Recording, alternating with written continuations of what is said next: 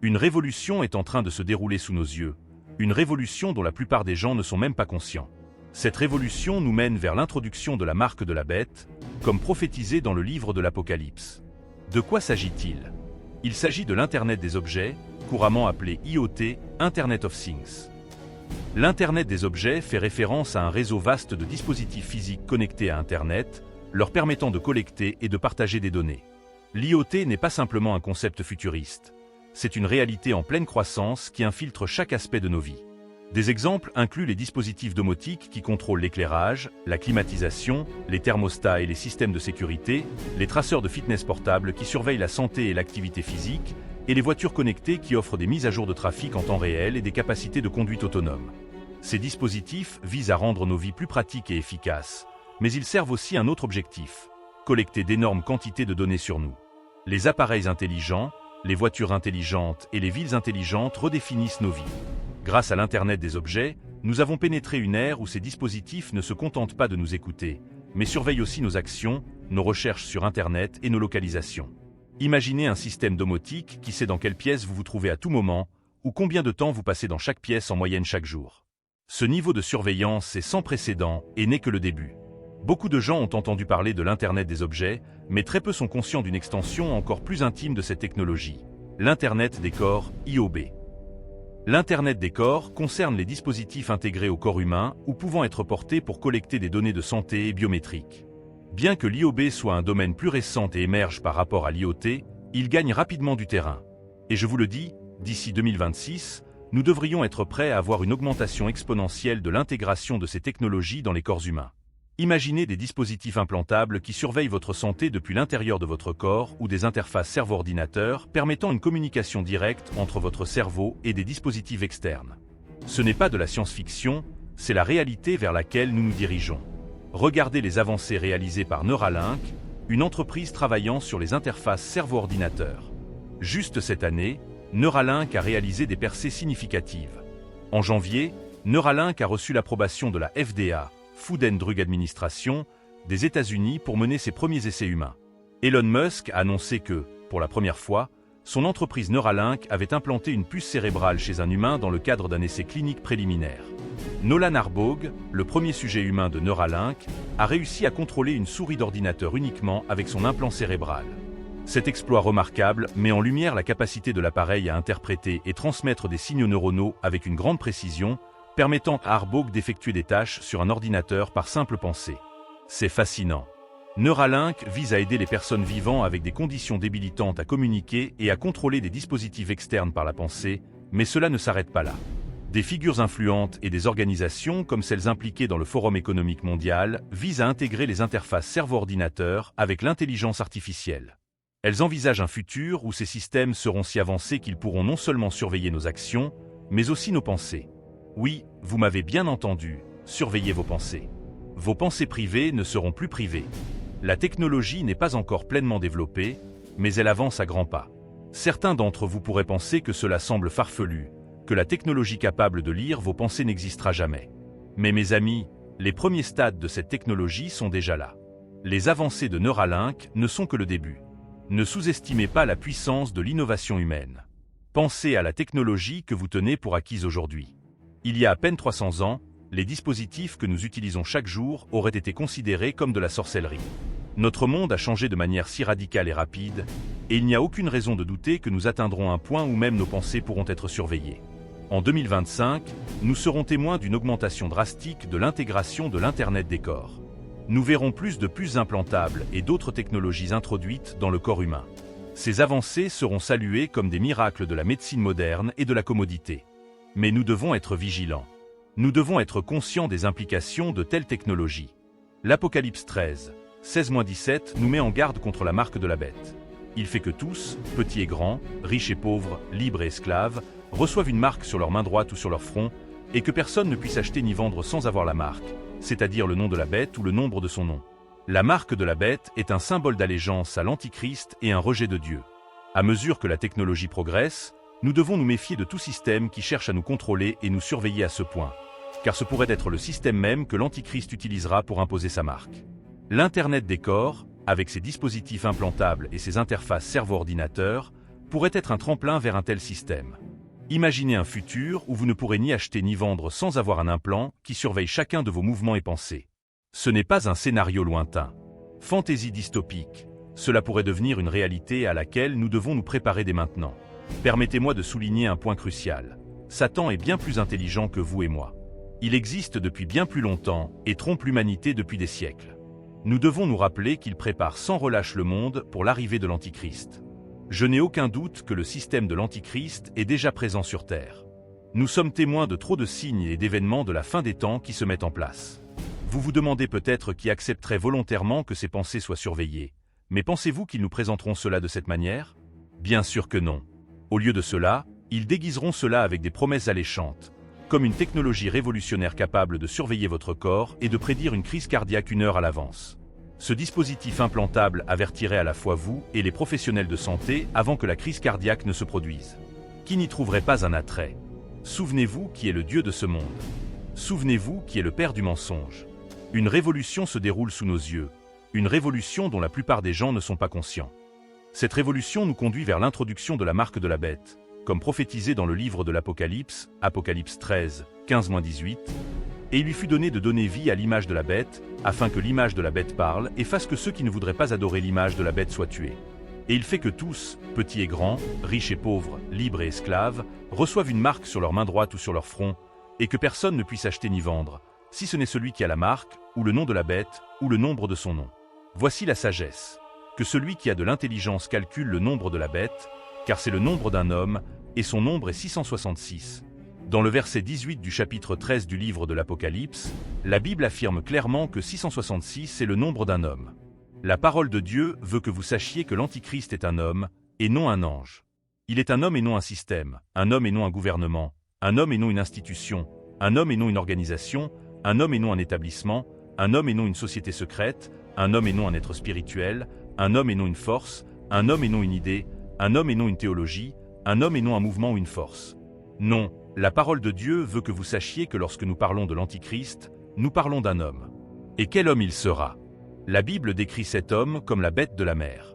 Cette description symbolique de l'Antichrist, la bête de la mer, révèle énormément sur sa nature, son origine et son caractère. Il est intéressant de noter que bien que l'Antichrist soit un homme, Dieu ne le voit pas comme un homme créé à son image divine, mais plutôt comme une bête, un animal sauvage sous le contrôle du dragon, Satan. Nous voyons dans le verset 2 du chapitre 13 du livre de l'Apocalypse qui a donné à l'Antichrist son pouvoir.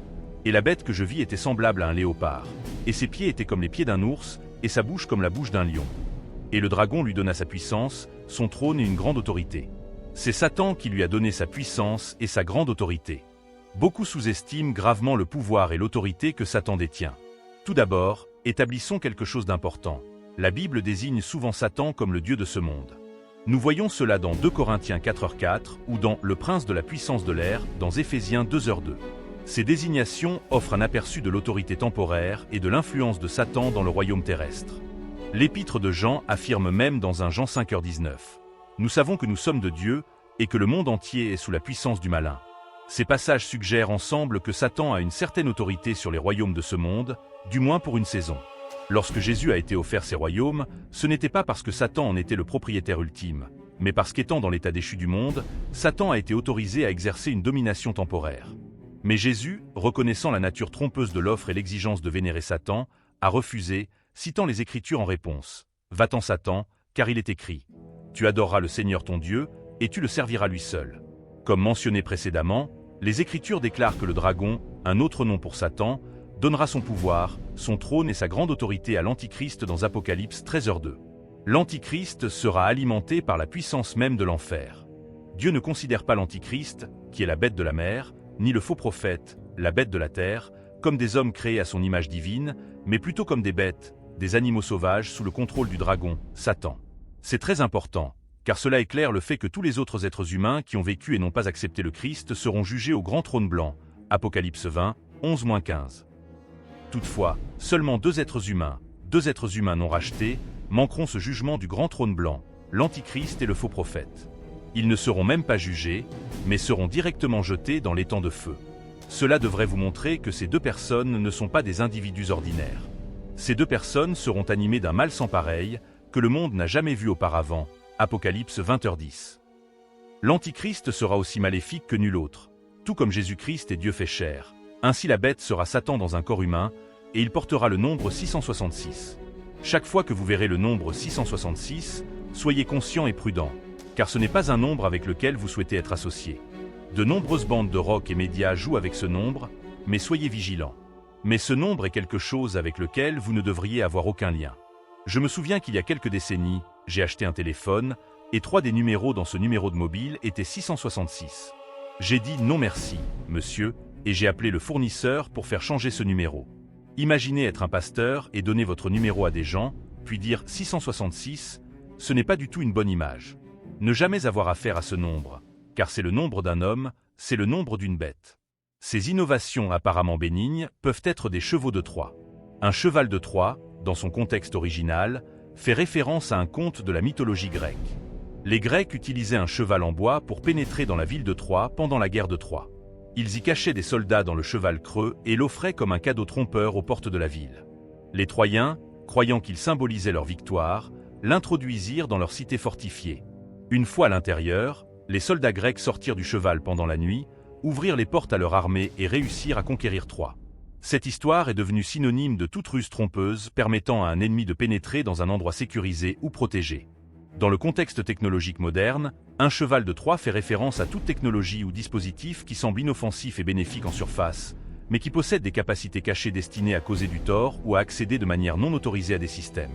Par exemple, en cybersécurité, un cheval de Troie est un logiciel malveillant qui induit les utilisateurs en erreur quant à sa véritable intention. Il peut sembler être une application ou un fichier légitime, mais une fois installé, il peut offrir un accès non autorisé au système de l'utilisateur, voler des données ou causer d'autres types de dommages. Lorsque nous disons que des innovations apparemment bénignes peuvent être des chevaux de Troie, nous mettons en lumière le potentiel de ces technologies à être utilisées à des fins autres que celles qu'elles affichent officiellement. Elles peuvent ouvrir la porte à un niveau de contrôle et de surveillance que nous n'avons jamais vu auparavant. En surface, ces innovations semblent offrir commodité, efficacité et amélioration de la qualité de vie. Cependant, elles peuvent aussi collecter de vastes quantités de données personnelles, surveiller nos activités et même influencer notre comportement sans que nous en soyons pleinement conscients. Et une fois que cette porte est ouverte, il sera presque impossible de la refermer. Nous devons reconnaître les signes et comprendre les temps dans lesquels nous vivons. Regardez la vitesse à laquelle la technologie progresse, plus vite que jamais dans l'histoire. Dans les années 1900, quelque chose de décisif s'est produit, un changement sismique qui a changé le monde à jamais. Avant cette période, les progrès technologiques étaient réguliers mais relativement lents, ressemblant à une pente douce. Cependant, ce que nous observons aujourd'hui est une poussée exponentielle dans le développement technologique qui redéfinit tous les aspects de nos vies. Considérez la période avant le XXe siècle. Pendant des milliers d'années, la civilisation humaine a vu des améliorations progressives des outils, des transports et des communications. La roue, l'imprimerie, la machine à vapeur étaient des avancées majeures, mais elles se produisaient à un rythme lent et prévisible. Puis la révolution industrielle a accéléré les progrès, mais même cela paraît bien modeste comparé à l'explosion technologique des XXe et XXIe siècles. Nous vivons dans une génération où nous sommes témoins de ce à quoi ressembleront les derniers jours, une époque où la connaissance augmentera de manière spectaculaire. La Bible parle d'un temps où beaucoup courront ça et là et où la connaissance sera multipliée, Daniel 12h4. Cette prophétie se manifeste devant nos yeux. Internet, l'intelligence artificielle, la biotechnologie et l'informatique quantique ne sont que quelques exemples de domaines où la connaissance se développe à une vitesse inédite. Alors que nous approchons de 2025, restons vigilants et ouverts. Gardons nos cœurs protégés. Soyons discernants quant à la technologie que nous adoptons et au système que nous intégrons dans nos vies. La commodité et les bénéfices offerts par ces avancées peuvent nous aveugler aux dangers potentiels qu'elles comportent. Nous devons rester fermes dans notre foi et vigilants contre toute tentative de nous contrôler de manière à compromettre notre fidélité à Dieu. La Bible nous dit dans 1 Thessaloniciens 5, 2-4, « Car vous savez vous-même parfaitement que le jour du Seigneur viendra comme un voleur dans la nuit. Lorsque les gens diront « paix et sécurité », alors une ruine soudaine les surprendra, comme les douleurs de l'enfantement surprennent la femme enceinte, et ils n'échapperont point. Mais vous, frères, vous n'êtes point dans les ténèbres, pour que ce jour vous surprenne comme un voleur. » Nous devons être conscients des signes des temps et rester vigilants. Frères et sœurs, la révolution est en cours maintenant. L'Internet des objets et l'Internet des corps transforment notre monde d'une manière qui pourrait mener à l'accomplissement de la prophétie biblique. Nous devons être prêts pour ce qui s'en vient en 2025 et au-delà. Soyons discernants quant à la technologie que nous adoptons et restons vigilants. Le monde change, il prend une direction étrange et nouvelle, et nous en sommes tous témoins. Nous vivons dans une ère où le monde se reforme, se transforme et prend des mesures vers un avenir inconnu. De plus en plus de personnes ouvrent les yeux et reconnaissent la réalité de notre époque. Nous vivons dans les derniers jours. Les gens le savent, vous le savez. Cela ressemble presque à si le monde entier retenait son souffle, debout au bord, sentant qu'un événement monumental est sur le point de se produire. Sans aucun doute, l'un des événements les plus choquants qui a secoué le monde récemment est la tentative d'assassinat de Donald Trump. Cet événement, où Donald Trump a été blessé à l'oreille, a sans aucun doute augmenté les tensions dans notre nation, à un moment où beaucoup pensaient que celle-ci ne pouvait pas être plus élevée. Ce jour fatidique, alors que Trump s'adressait à un rallye, un coup de feu a retenti, frappant sa tête. La nation a été stupéfaite et le monde a regardé avec horreur et incrédulité. Cet événement a ajouté à l'impression que nous vivons des temps sans précédent. Après cette tentative d'assassinat, de nombreuses questions se posent sur les défaillances de sécurité ayant permis cet incident. Comment quelqu'un a-t-il pu s'approcher si près d'un ancien président? Quelles failles dans la sécurité ont permis cela? Ces questions ont non seulement lancé une conversation nationale, mais ont aussi entraîné une enquête sur la manière dont cette brèche a pu se produire. Cette récente tentative sur la vie de Donald Trump n'est pas un incident isolé. L'histoire des États-Unis est marquée par des assassinats présidentiels et des tentatives d'assassinat. Abraham Lincoln, le 16e président, a été tué par John Wilkes Booth en 1865. John F. Kennedy a été assassiné en 1963. D'autres présidents ont également été ciblés, y compris Theodore Roosevelt, Franklin D. Roosevelt et Gerald Ford. Outre cet événement, les actualités sont pleines d'événements qui révèlent que nous sommes en effet à la fin des temps. L'âge de la guerre nucléaire plane sur nous, jetant une ombre de plus en plus sombre chaque jour. La Seconde Guerre mondiale a vu un homme, Oppenheimer, qui comprenait la gravité de sa contribution à cette arme puissante. Il a famously déclaré « Je suis devenu la mort, le destructeur des mondes ». Ce fut une manière pour lui d'exprimer la puissance profonde et terrifiante de la bombe atomique, une nouvelle forme de force destructrice capable d'anéantir des villes entières et potentiellement de détruire la civilisation humaine. Au départ, il y avait des armes atomiques comme celles utilisées à Hiroshima et à Nagasaki, mais dans les années 1950, des armes thermonucléaires ont été développées. Une arme thermonucléaire, également connue sous le nom de bombe à hydrogène, est tellement puissante qu'elle utilise une bombe atomique, similaire à celle lancée sur Hiroshima, comme mécanisme de déclenchement. Oui, vous avez bien entendu. Imaginez cela un instant. L'explosion que nous avons vue à Hiroshima n'est que le déclencheur de quelque chose de bien plus dévastateur. Imaginez cela un instant. Une arme thermonucléaire utilise un processus en 2 étapes pour sa puissance explosive. La première étape est une bombe à fission, une bombe atomique, qui génère des températures et des pressions extrêmes nécessaires pour initier la seconde étape, la fusion nucléaire. La phase de fusion implique la fusion des isotopes d'hydrogène, libérant une quantité d'énergie énorme, bien plus grande que celle de la bombe à fission seule. Ainsi, l'explosion initiale de l'arme thermonucléaire est déclenchée par une bombe atomique, et la réaction de fusion qui en découle produit une explosion de magnitude bien plus grande. La destruction que ces armes peuvent causer en un instant est presque inimaginable. C'est une pensée qui fait réfléchir que de telles armes existent et sont prêtes à être déployées en un instant, en 60 secondes. Matthieu 24 parle de catastrophes naturelles. L'augmentation de la fréquence et de l'intensité des tremblements de terre en 2023 et 2024, l'Europe, l'Amérique du Nord et l'Asie ont connu des vagues de chaleur records, causant de nombreux décès et des dommages environnementaux importants. Par exemple, en 2023, l'Europe a enregistré des températures atteignant des niveaux sans précédent, entraînant des maladies et des décès liés à la chaleur à grande échelle. L'Amérique du Nord a connu des vagues de chaleur similaires, avec des températures atteignant des niveaux records dans les villes à travers le continent. En Asie, des pays comme l'Inde et la Chine ont fait face à des températures torrides, avec des impacts dévastateurs sur l'agriculture et les réserves en eau. Des inondations sans précédent ont également causé des destructions massives et des déplacements de population.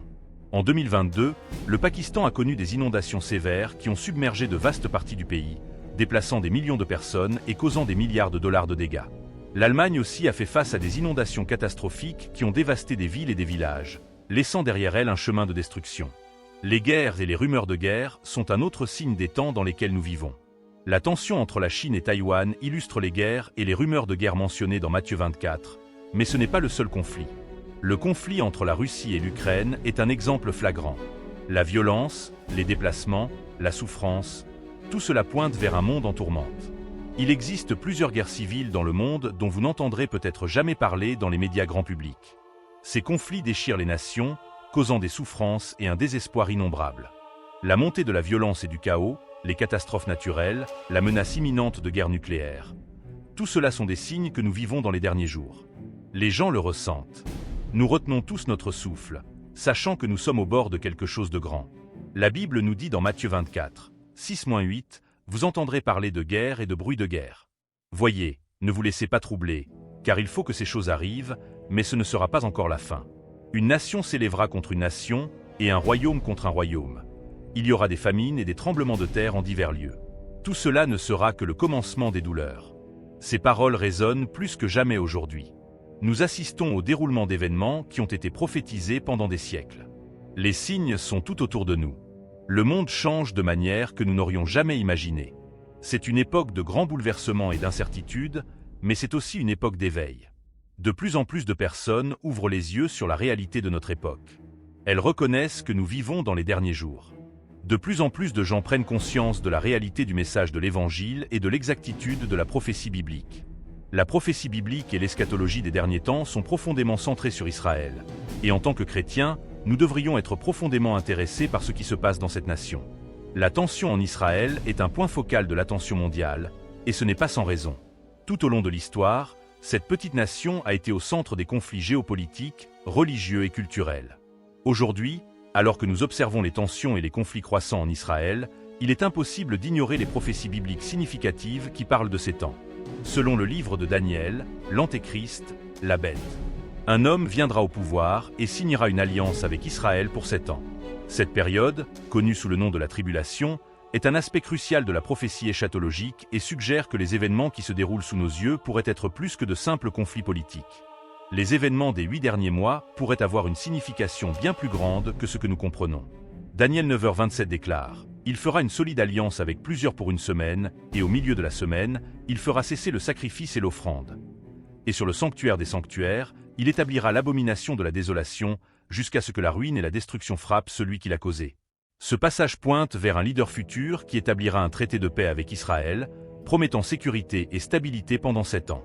Cependant, cette paix ne sera qu'une façade, masquant les véritables intentions de l'Antéchrist, qui finira par rompre l'alliance et déclencher une tribulation sans précédent, comme le monde n'en a jamais connu. Étant donné l'état actuel des affaires en Israël, il semble que le moment soit propice à l'émergence d'un tel individu. Les conflits en cours, les menaces des pays voisins et les luttes politiques internes créent un environnement favorable à l'émergence d'une figure capable d'imposer une paix. Le monde cherche désespérément la stabilité, et l'appel à une résolution durable du conflit israélo-palestinien n'a jamais été aussi fort. Dans ce tumulte, il est plausible de considérer que nous pourrions être la génération qui verra l'ascension de l'Antéchrist. Permettez-moi de vous poser cette question aujourd'hui. Et si l'Antéchrist était déjà parmi nous, prêt à faire son entrée sur la scène mondiale?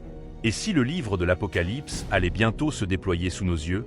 Est-il possible que le frein, celui qui retient encore, soit sur le point d'être enlevé? Les 4 cavaliers de l'Apocalypse sont-ils sur le point d'arriver sur Terre? Le faux prophète et ses faux miracles s'apprêtent-ils à entrer en scène dans l'histoire humaine? Est-il possible qu'Apollon, le destructeur, soit sur le point d'être libéré avec son armée maléfique du fond de l'abîme? Est-il possible que les 144 000 soient déjà là sur Terre, marchant parmi nous et prêts à être scellés? Les 2 témoins de l'Apocalypse 11, qui ont le pouvoir de fermer le ciel, arrivent-ils bientôt? La persécution mondiale des croyants, telle que prophétisée dans l'Apocalypse, est-elle sur le point de s'intensifier? Les batailles finales entre les forces du bien et du mal, comme décrites dans l'Apocalypse, vont-elles bientôt commencer? La Bible nous dit d'être vigilants, de guetter les signes et de prendre conscience des temps dans lesquels nous vivons. L'homme qui parviendra à négocier et signer un traité de paix de 7 ans avec Israël sera une figure centrale de la prophétie eschatologique. Cet homme, c'est l'Antéchrist. Le monde est actuellement désespéré pour la paix, surtout au Moyen-Orient. Les nations sont fatiguées de la guerre et des conflits, et l'appel à un faiseur de paix résonne à travers le globe. Cette désespérance pour la paix s'aligne parfaitement avec la prophétie de l'Antéchrist. Il apparaîtra comme un sauveur, un homme de paix capable de réaliser ce qu'aucun autre leader n'a pu accomplir, mais cette paix sera trompeuse, servant de moyen pour prendre le contrôle et instaurer un règne de terreur. L'alliance de l'Antéchrist avec Israël marquera le début de la tribulation, un temps de grande souffrance et de bouleversement. Le contexte mondial actuel soutient encore davantage ce scénario prophétique. Le terrain est préparé pour son arrivée. Nous assistons à une polarisation croissante, une instabilité économique et un mécontentement social à l'échelle mondiale. Ces conditions créent un terreau fertile pour l'ascension d'un leader charismatique qui promettra des solutions et la paix. L'Antéchrist profitera probablement de ces vulnérabilités pour se présenter comme la réponse aux problèmes du monde. Le conflit actuel en Israël n'est donc pas seulement une question régionale. Il pourrait bien être un élément clé dans le déroulement de la prophétie biblique. En tant que croyants, nous sommes appelés à être discernants et conscients de ces signes. La Bible nous offre une carte pour comprendre les temps dans lesquels nous vivons. Les prophéties de Daniel, de l'Apocalypse et d'autres livres nous donnent des aperçus des événements qui précéderont le retour du Christ.